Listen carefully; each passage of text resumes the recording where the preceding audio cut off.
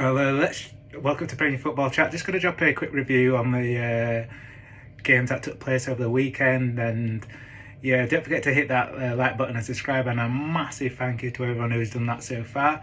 So yeah, let's get right into it. So yeah, Newcastle took on Liverpool at St James's Park, and this was the main talking point of the weekend because Trent Alexander-Arnold could have been sent off very early on in the game. He got one booking for dissent and throwing the ball away, and the other one he should have been booked for, which he wasn't, was for blocking Anthony Gordon.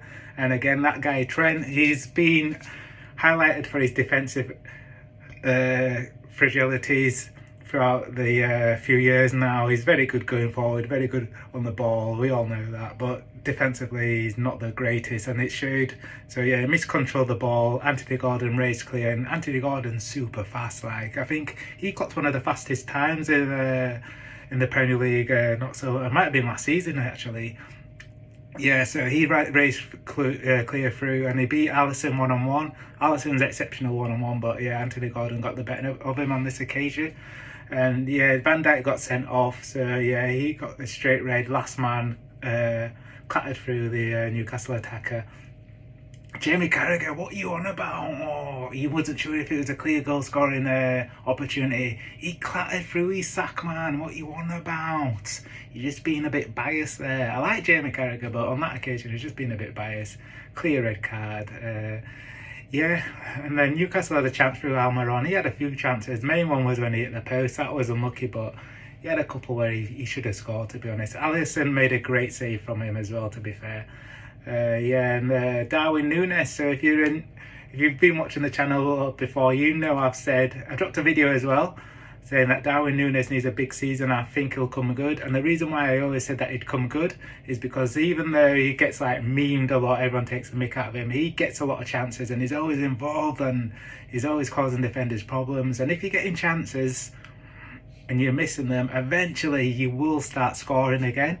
So yeah, and basically he came off the bench, 77th minute, raced through one-on-one. Angle looked like it was a difficult angle. It wasn't the most difficult, but he had a lot to do, and boy, he did it well. He smashed it across goal, and yeah, got 10 men Liverpool back into the game.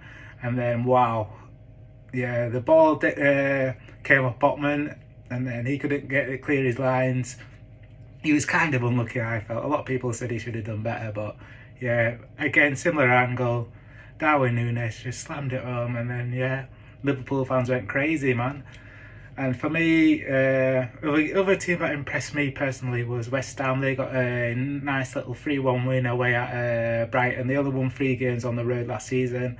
They won one already this season. They're playing Luton already on Friday night. They'll beat Luton for me, I think. It might be tough because it's at Kenilworth Road, but for me, I've not been impressed with the 3 promoted teams. What do you think about them, man? Because I always said last season the Championship wasn't that strong, and a lot of people are praising Burnley and Vincent Kompany, but I always said I need to see them in the Premier League before I can judge them. And the reason why is because the Championship was shocking in terms of standard last season. I called it the champion, you know the rest. And then yeah, so they've got promoted Burnley, Sheffield United and Luton, and I thought like they wouldn't do that well this season. So far it's coming, like my fear is coming true. None of them have picked up a point. They've played 7 games between them, and yeah, they haven't picked up a point. Although Luton haven't played a home game, and Luton and Burnley have only played 2 games because their game against each other got postponed because Luton Stadium wasn't ready. But yeah, I haven't been impressed in it. And the only reason why I think one of them might stay up is because previous years there's always been one team that stays up and gets out of trouble. So otherwise I'd say all 3 would go down. And yeah, what do you think? Who do you think's got the best chance of staying up between Luton, Sheffield United and Burnley? I thought all 3 of them played okay, to be honest, in the games. Luton played alright on Friday night against Chelsea, but they've got Raheem Sterling, they've got like international players, and yeah, they've got a bit of that extra bit of quality. Sheffield United managed to hold out against Man City. I didn't think I thought they'd get beat 2-0 or something, but yeah, they went 1-0 down. Haaland got the goal eventually, broke down Sheffield United, close range header. He missed a few chances, saved a penalty as well, hit the post with that.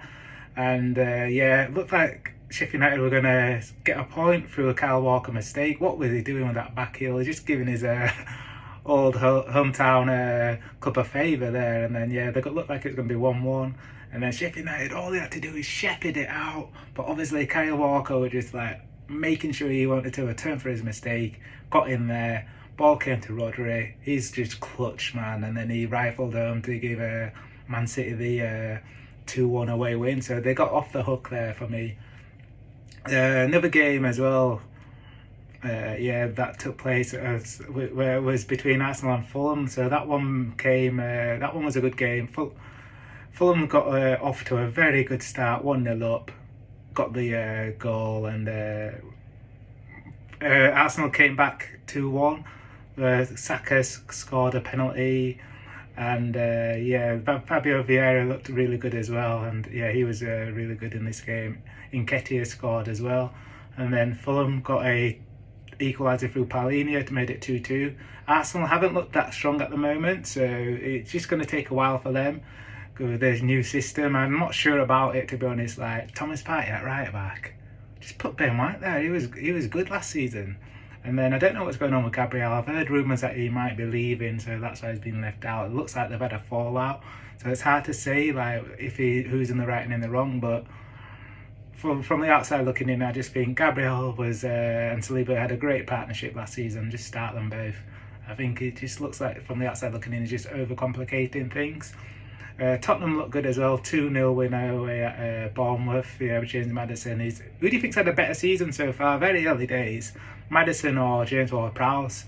Both of them have had massive impacts on their clubs respectively. And Everton, man, I can't believe it. They lost again, and I'm just watching them now. They're playing Doncaster as we speak, and around about after 20 minutes, they hadn't even had a shot. And I don't mean just a shot on target. I mean a shot. You're playing League 2, bottom of League 2, and you haven't had a shot. I don't get that, man. Yeah, so we'll see how they get on in that game, and they look like they're going to struggle to score goals as well. Calvert-Lewin, once again, is injured. And let me know what you think of the team. So I feel like going forward, we're going to get more games where there's 11 versus 10. So you saw it at Old Trafford as well, and also at Newcastle and at Arsenal.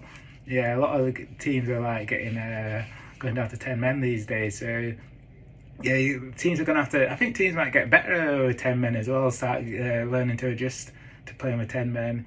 Right, because you're gonna have to practice 11 versus 10 a lot in training now. Because I feel like there'll be quite a few red cards. I hope it doesn't just spoil the games though, man. Because like I said in a video earlier, managers are clamping down on being clamped down on their behaviour and their players as well. I feel like referees need to be more accountable. But I've already gone on about that already. So don't forget to hit that like button. Have a good one. Peace out.